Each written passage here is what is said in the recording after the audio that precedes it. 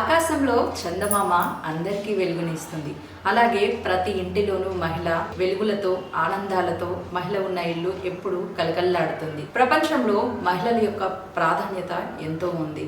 కుటుంబంలోనూ అలాగే ఉద్యోగాల్లోనూ ప్రతి ఒక్క చోట ఢిల్లీ నుంచి గల్లీ వరకు ప్రతి ఒక్క మహిళ విజయోత్సవాలు అలాగే ప్రతి రంగంలోనూ మహిళలు ముందున్నారు. ఒక మహిళ సంపూర్ణ మహిళగా ఉండాలి అంటే ఏ విధంగా ఉండాలి, అలాగే కుటుంబాన్ని ఏ విధంగా బ్యాలెన్స్ చేస్తూ అలాగే ఉద్యోగరీత్యా ఏ విధంగా ఉండాలి అనే అంశాలపై ఈరోజు మనతో పాటు శ్రీమతి రజనీ ఫణికుమార్ గారు మనతో పాటు ఉన్నారు. వారిని అడిగి తెలుసుకుందాం. నమస్కారం అండి. చెప్పండి, ఒక మహిళ ఇంటిలో ఎలాంటి బాధ్యతలు ఉంటాయి? మహిళ అంటే ప్రతి ఒక్క బాధ్యత మహిళకు ఉంటుందండి. ఇది ఉండదు ఇది లేదు అని కాదు. ఈచ్ అండ్ ఎవ్రీథింగ్, మార్నింగ్ లేచిన దగ్గర నుంచి ఈవినింగ్ వరకు అన్నీ తనే చేసుకోవాలి. ఓకే, అంటే పిల్లల్ని ఎలా పెంచాలి, హస్బెండ్ని టైంకి ఎలా పంపించాలి, వాళ్ళ స్కూల్ టైమింగ్ ఏంటి, ప్రతి ఒక్కటి మహిళ తన రెస్పాన్సిబిలిటీ చూసుకుంటుంది. అలాగే కొంతమంది ఉన్నారు, ఎలాంటి ఆఫీస్కి వెళ్ళే వాళ్ళు ఉన్నారు, ఇంట్లో ఉండే వాళ్ళు ఉన్నారు. వాళ్ళకి ఇంకా డబుల్ రెస్పాన్సిబిలిటీ. కొంతమంది ఏమనుకుంటారంటే ఇంట్లో ఈ హ్యాపీగా వాళ్ళు వంట చేసుకొని మిగతా టైంలో స్పెండ్ చేసి అలా కాదు. ఆఫీస్కి వెళ్ళే వాళ్ళు తొందరగా పని చేసుకుని వెళ్ళిపోవచ్చు. అలాగే ఇంట్లో ఉన్న వాళ్ళకి ఈ మార్నింగ్ నుంచి ఈవినింగ్ వరకు కంటిన్యూస్ వర్క్ అవుతూనే ఉంటుంది. అంటే తను each and every part she is playing a role. Okay, మ్యారేజ్కి ముందు మ్యారేజ్ తర్వాత మహిళ పాత్ర ఏ విధంగా ఉంటుంది? మ్యారేజ్ కాకముందు అంటే తన పేరెంట్స్కి కట్టుబడి వాళ్ళ మాట జవదాటకుండా ప్రవర్తిస్తుంది. అంటే ఎక్కడికి వెళ్ళాలన్నా పేరెంట్స్ని అడిగి వాళ్ళ పర్మిషన్ తీసుకొని వెళ్ళాల్సి వస్తుంది. అంటే ఒక కేరింగ్ ఉంటుంది చాలా అన్నమాట. సో మ్యారేజ్ అయిపోయిన తర్వాత కూడా ఎంత అయితే మన పేరెంట్స్ కేర్గా తీసుకున్నారో అలాంటి హస్బెండ్ రావాలని తను అనుకుంటాను. ఓకే, అయితే ఇప్పుడు ఉన్న మహిళలకి ఒకప్పటి మహిళలకి ఎలాంటి డిఫరెంట్ ఉంది? చాలా డిఫరెన్స్ ఉందండి. అప్పుడు మహిళలు అంటే ఇంటి పని అన్నీ చేసుకునేవాళ్ళు. ఇప్పుడు మహిళలు ఇంటి పని చేసుకుంటున్నారు, బయట చేసుకుంటున్నారు. అంటే అప్పుడు ఎక్కువ ఏంటి అంటే అమ్మమ్మ, తాతగారు, నానమ్మ అని కంబైన్డ్ ఫ్యామిలీస్ ఉండేవి. ఈ రోజుల్లో అలా లేదు. ఎవరికి వాళ్ళు they are leading a happy life. Means పిల్లల్ని పట్టించుకోవటం లేదు ఎక్కువ. ఆ రోజుల్లో ఏంటి అంటే వాళ్ళు జాబ్ చేస్తే బయటకు వెళ్తే గ్రాండ్ పేరెంట్స్ ఉండేవాళ్ళు. ఈ రోజుల్లో అలా లేదు. సో గ్రాండ్ పేరెంట్స్ ఉన్న ఇల్లు పిల్లలు ఎప్పుడు ఏదో ఒకటి నేర్చుకుంటారు.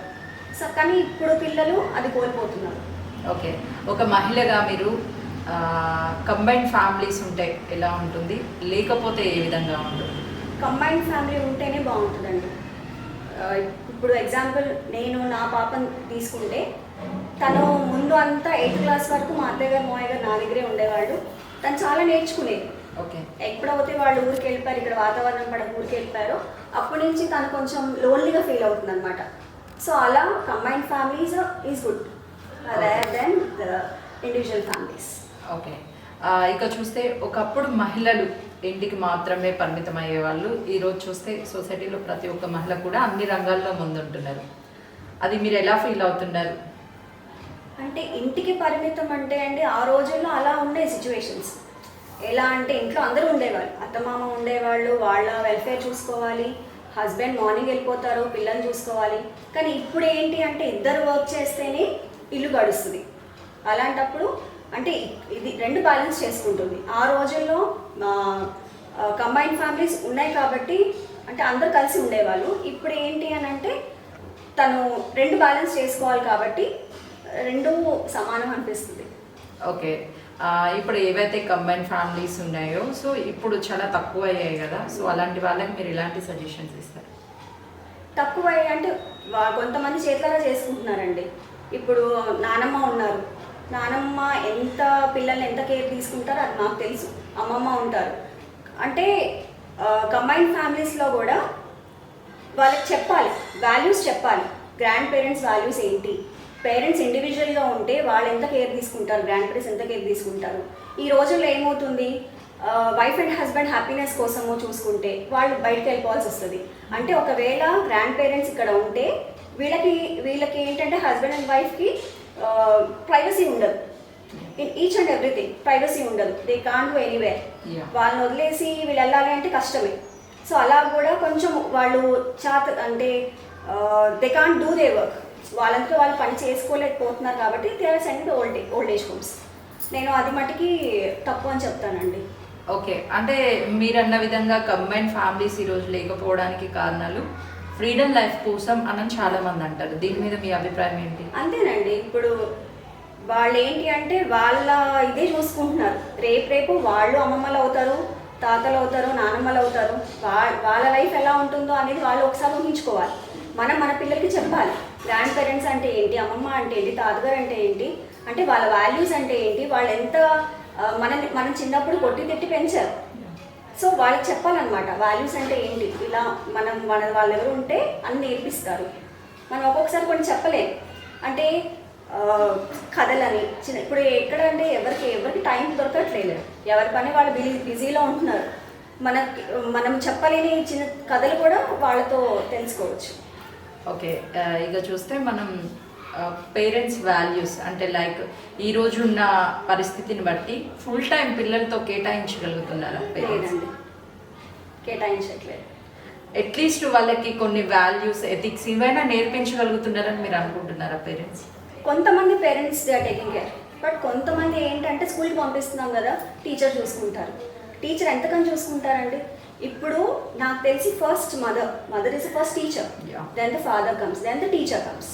ఓకే, మదర్ ఎంత చెప్పాలో తనంత వాల్యూస్ నేర్పిస్తుంది. అంటే మార్నింగ్ నుంచి ఈవినింగ్ వరకు పిల్లలు స్కూల్లోనే ఉంటారు. సో అక్కడ ఎంత నేర్చుకుంటున్నారు అనేది మనం గ్రహించి మనం చూసుకోవాలి. ఓకే, పిల్లలతో ఎలా అంటే లైక్ ఎలా ఉండడం వల్ల ఎలాంటి ఎఫెక్ట్స్ పిల్లల మీద ఉంటాయి? మనం వాళ్ళని ఎక్కువ హెరాస్ చేయొద్దండి. చదువు అనకూడదు. అంటే కొంచెం టైం ఇవ్వాలి వాళ్ళని మనం ఒక ఫ్రెండ్ లాగా ట్రీట్ చేయాలి. అంటారు మదర్ ఇస్ ఫస్ట్ టీచర్ అంటారు. సో మనం వాల్యూస్ నేర్పించాలి వాళ్ళకి. ఊరికి నీకు మార్క్స్ తక్కువ వస్తున్నాయి, నువ్వు ఎందుకు వి షుడ్ నాట్ కంపేర్ చేయొద్దు. ఆ అబ్బాయికి అన్ని మార్క్స్ వచ్చినాయి, ఈ అబ్బాయికి ఎన్ని మార్క్స్ వచ్చినాయి అంటే వాళ్ళ సైకాలజీ ఏమవుతుందంటే అంటే మా మమ్మీ ఎప్పుడు కంపారిజన్. అంటే ఇప్పుడు మార్క్స్ వాళ్ళు చెప్పాలంటే కూడా భయపడతారు. ఒక ఫ్రెండ్లీగా మనం అడిగాము మార్నింగ్ నుంచి ఈవినింగ్ వరకు స్కూల్లో ఆర్ కాలేజ్లో వాళ్ళు ఏం చేస్తున్నారు అనేది ఇంటికి వచ్చి మదర్కి చెప్పాలి అంటే they should feel free to tell to mother. అంటే వాళ్ళు ఎంత ఫ్రీగా ఉంటే మదర్తో షేర్ చేసుకోగలుగుతారు. నేను అలా అనుకుంటాను. మదర్ నాట్ ఓన్లీ మదర్ అండి, ఫాదర్ కూడా he should be very friendly with the children. అలా. ఓకే, ఒక మహిళగా సంపూర్ణ స్త్రీ అంటే లైక్ ఫ్యామిలీని ఇటు బ్యాలెన్స్ చేస్తూ అటు జాబ్ చేస్తున్న మహిళలు చాలా మంది ఉన్నారు కదా. ఒక మహిళ ఎలా ఉంటే తనకి గుర్తింపు కానివ్వండి, లేకపోతే సొసైటీలో ఎలా ఉండాలి మహిళ అసలు? సొసైటీ అంటే అండి, ఇప్పుడు నేను హౌస్ వైఫ్ కాకముందు ఐ ఆల్సో వర్కింగ్. నేను ఎంఏ బిఎడ్, నేను టీచర్గా వర్క్ చేశాను. దాని తర్వాత నేను గురుకుల్ ప్రిన్సిపల్స్కి రాశాను. బట్ జాబ్ అనేది ఏంటి అంటే కోర్టులో కొంచెం కేసు నడుస్తుంది, అలా పోస్ట్పోన్ అవుతూ ఉంది. సో ఇంట్లో నేను ఏంటి అంటే మాకు ఇన్స్టిట్యూట్ ఉంది, టైప్రైటింగ్ ఇన్స్టిట్యూట్ ఉంది, అది చూసుకుంటున్నాను. As well as I'm balancing my home. So అలా రెండు విధాలుగా సొసైటీలోనూ మనం ఒక గుర్తింపు తెచ్చుకోవాలి, ఇంట్లో కూడా గుర్తింపు తెచ్చుకోవాలి. పిల్లలతో పేరెంట్స్ ఎలా మూవ్ అవ్వాలి? పిల్లలతో parents like I told first ఒక ఫ్రెండ్గా మూవ్ అవ్వాలి. ఫస్ట్ మనం వాళ్ళకి మనీ మెయింటెనెన్స్ అనేది చెప్పాలి. అంటే మనీ ఎలా ఖర్చు పెడితే మన దగ్గర ఎలా మనీ ఉంది, మనం ఎలా ఖర్చు పెట్టాలి. దాని తర్వాత టైం సెన్స్ చెప్పాలి. అంటే మార్నింగ్ కొంతమంది పిల్లలు ఏం చేస్తూ ఉంటారు, ఇప్పుడు గ్యాజెట్స్ వచ్చేసినాయి. So they are playing with the gadgets. వాళ్ళు గ్యాజెట్స్ ప్లే ఆడుతూ ఉంటారు. ఈ నైట్ వరకు పడుకోరు, 12కి అలా పడుకుంటారు. They are waking up very late. Early to bed, early to rise. That's మనకి ఎప్పటి నుంచో ఉన్న ఇదే అది. సో అట్లా ఏమవుతుందంటే వాళ్ళు గ్యాజెట్స్కి అలవాటు పడిపోయి 12 వరకు పడుకోకుండా మార్నింగ్ లేట్గా లేవడము, అది కొంచెం పేరెంట్స్ చూసుకోవాలి. సో వాళ్ళు వినట్లేదు. పిల్లలు కొంతమంది ఏం చేస్తారు, మారం చేస్తారు, లేదు మాకు కావాలి అని. సో వాళ్ళకి చెప్పాలి, నువ్వు ఎప్పుడు పడుకున్నా సరే నేను 5 o'clock నేను షార్ప్గా లేపుతాను. సో ఒక 2 days గ్యాజెట్స్తో ఆడుకుంటారు, దాని తర్వాత 3 days. బట్ వాళ్ళకి నిద్ర సరిపోదు అక్కడ. సో అందుకే మార్నింగ్ కంపల్సరీగా 5కి లేచేటట్టు వాళ్ళని చూడాలి. Time is very important and very precious also. So next ఏంటి అంటే ఎవరైనా ఇంటికి వచ్చినప్పుడు we have to receive. How we have to receive them, ఎలా మనం రిసీవ్ చేసుకోవాలి వాళ్ళకి నేర్పించాలి. వీళ్ళు మన ఇంటికి వచ్చినప్పుడు వాటర్ అందివ్వడము, వాళ్ళకి ఏదైనా కావాలో అవసరం, సో ప్లీజ్ అనేది, సారీ అనేది, ఎస్ ఆర్ నో అనేది. అంటే ఈ రోజుల్లో ఏమవుతున్నారు, ఎవరైనా రిలేటివ్స్ వస్తున్నారు, just they are opening the door, వాళ్ళ రూమ్లోకి వాళ్ళు వెళ్ళిపోతున్నారు, they are playing with the gadgets. అలా కాదు, ఎవరైనా వచ్చినప్పుడు వాళ్ళు ఎంత ఇదిగా రిసీవ్ చేసుకోవాలి మనం, అలా చూడాలి. రెస్పాన్సిబిలిటీ, సపోజ్ నేను లేను ఇంట్లో, సో మా పాప, not only my daughter, each and every parents చెప్పేవాళ్ళు ఏం చేస్తారంటే ఎవరైనా వచ్చినప్పుడు రిసీవ్ చేసుకోండి, కూర్చోండి, వాటర్ తీసుకొస్తారు. అలా రెస్పాన్సిబిలిటీస్ అనేది వాళ్ళకి నేర్పించారు. పిల్లల విషయంలో ఇంకా ఎలాంటి సజెషన్స్ ఇస్తారు మీరు? సజెషన్స్ అంటే అండి, ఇప్పుడు ప్రతి ఒక్కటి మన 5 వేలు ఒకలా ఉండవు. ప్రతి ఒక్క పిల్లవాడికి అనేది గైడెన్స్ ఇస్ వెరీ ఇంపార్టెంట్. రెస్పాన్సిబిలిటీగా ఫీల్ అవ్వాలి, మా పేరెంట్స్ కంపల్సరీ గైడెన్స్ ఇవ్వాలి. Parents should treat the children as they own, means అంటే వాళ్ళు ఎప్పుడు విసుక్కోవద్దు. అంటే ఇప్పుడు ఎలా అంటే మనం ఒక ఫ్రెండ్గా ట్రీట్ చేయాలి.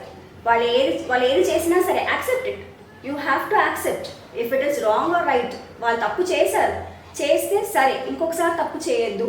కానీ వాళ్ళని ఏంటి ఊరికే కొట్టడము, తిట్టడము, అంటే వాళ్ళకి ఏమనిపిస్తుంది అంటే చెప్పలేదు కూడా. ఇప్పుడు ఒక తప్పు చేసి వచ్చాడండి ఒక బాబో పాపో, ఇప్పుడు మనం ఇద్దరిని ఈక్వల్గా చూస్తున్నాం. We are not treating as girl child and boy child in different way.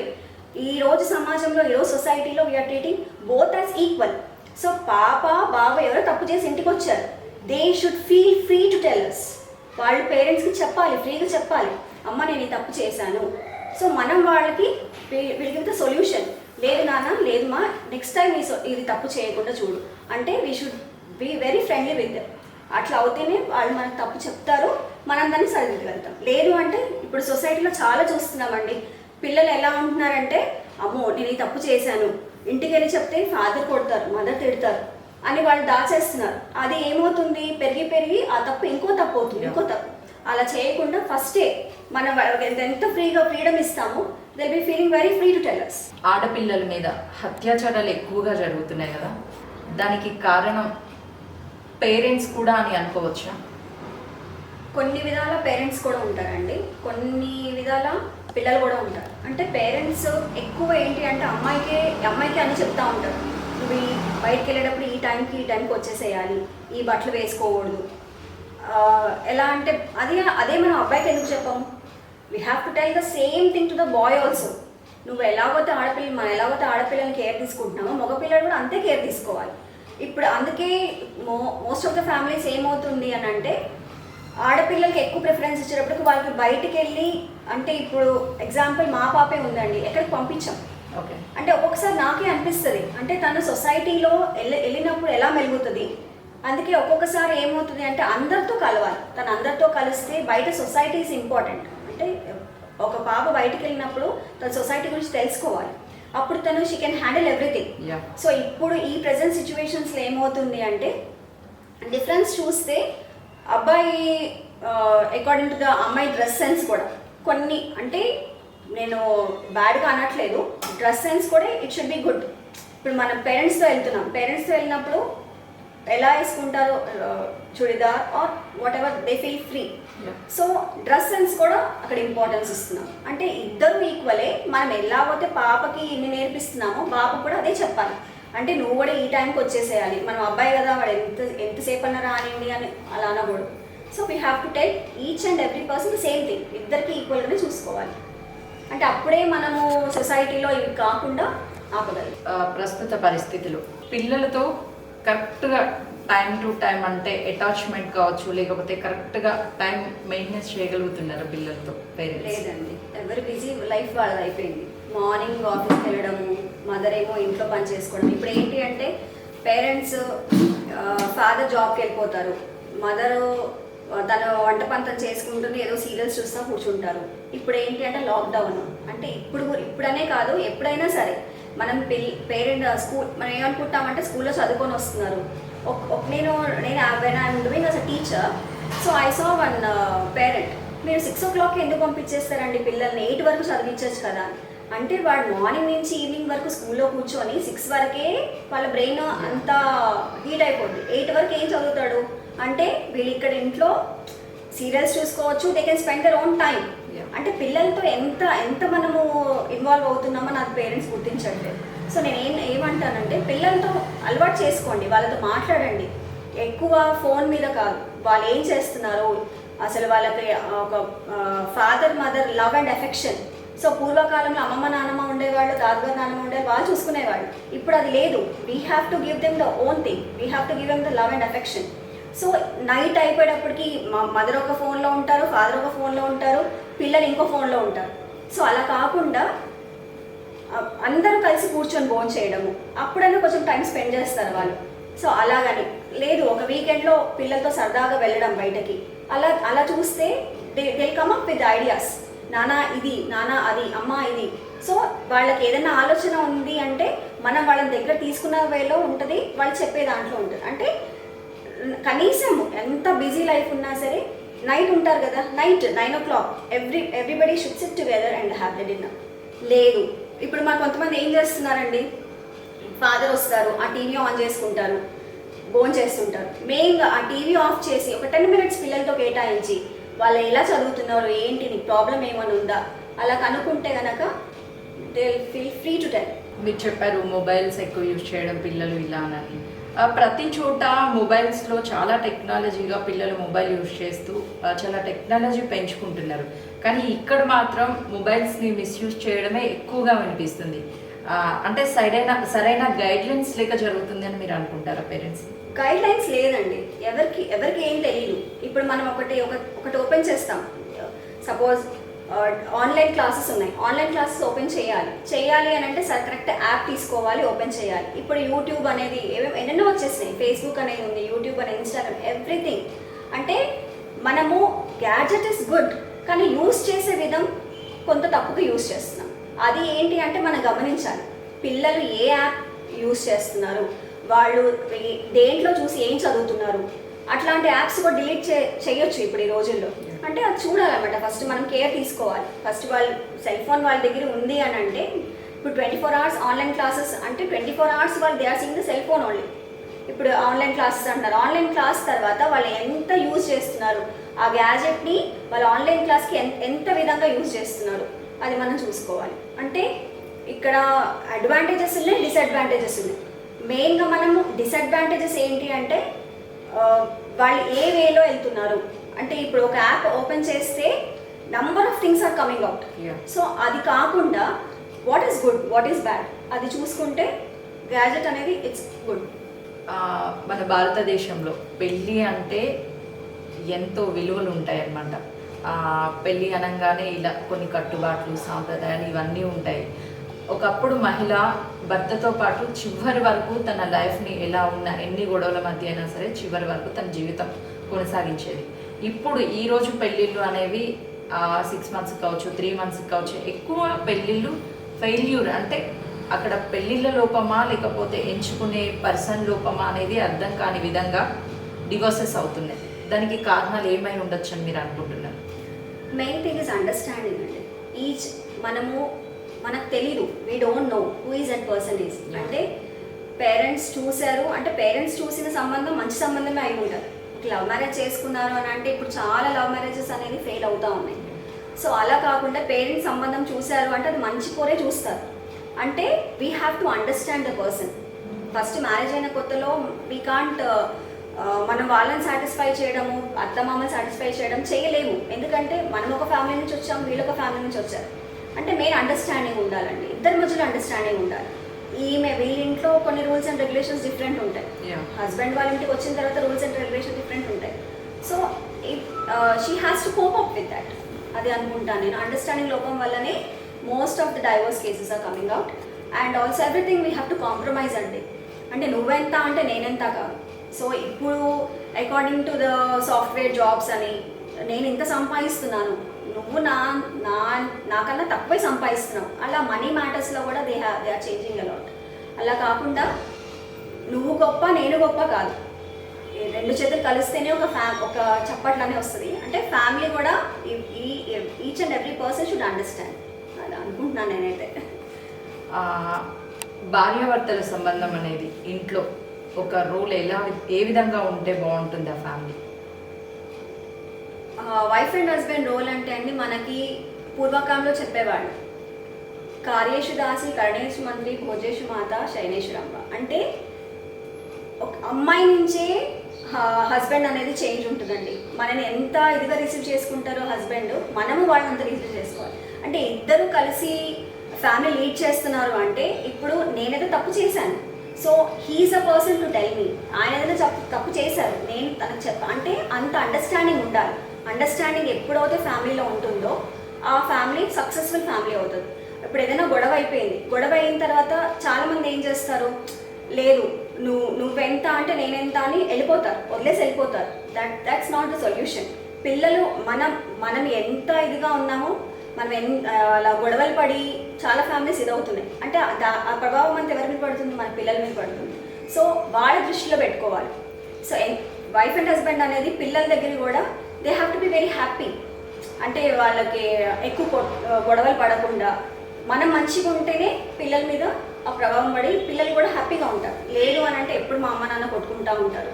So వాళ్ళ మైండ్ కూడా చేంజ్ అవుతూ ఉంటుందండి. సో నాకు తెలిసి బట్ ఏంటి అంటే, first thing understanding is important, compromise is important. Whether నువ్వు ఎంత అంటే నేను ఎంత కాదు. So everybody are equal. వాళ్ళిద్దరూ ఈక్వల్గా ఫ్యామిలీ లీడ్ చేయాలి. నాకు ఈ ఆపర్చునిటీ ఇచ్చిన S81 టీవీకి ఐఎమ్ వెరీ థ్యాంక్ఫుల్. నేను మెయిన్గా చెప్పాల్సింది పేరెంట్స్కి ఏంటి అంటే, ప్లీజ్ అండర్స్టాండ్ చేసుకోండి పిల్లలు ఏంటి, ఎందులో వాళ్ళు దే వాంట్ టు షైన్ అనేది. నేను అది అవ్వలేకపోయాను, నువ్వు ఇది అవ్వు అని పిల్లల మీద ప్రెషర్ తేవద్దండి. Just understand them and be friendly with them. And అడగండి, వాళ్ళకి ఏదైనా ప్రాబ్లం ఉంటే అడగండి, వాళ్ళకి సొల్యూషన్ చెప్పండి. కాకపోతే ఊరికే నువ్వు ఇది చేయలేదు అది చేయలేదు పిల్లల్ని మట్టికి హెరాస్ చేయొద్దండి ప్లీజ్. ఎందుకంటే పిల్లలు మనస్తత్వం చాలా అండి, ఒక మట్టి ముద్ద లాంటిది. మనం ఎలా షేప్ చేస్తామో అది వాళ్ళ తయారవుతారు. So all the parents I'm requesting, feel free to express what your thoughts are and they will express you. అంటే వాళ్ళు కూడా చెప్తారు. సో కొంచెం వాళ్ళకి ఫ్రీడమ్ ఇవ్వండి.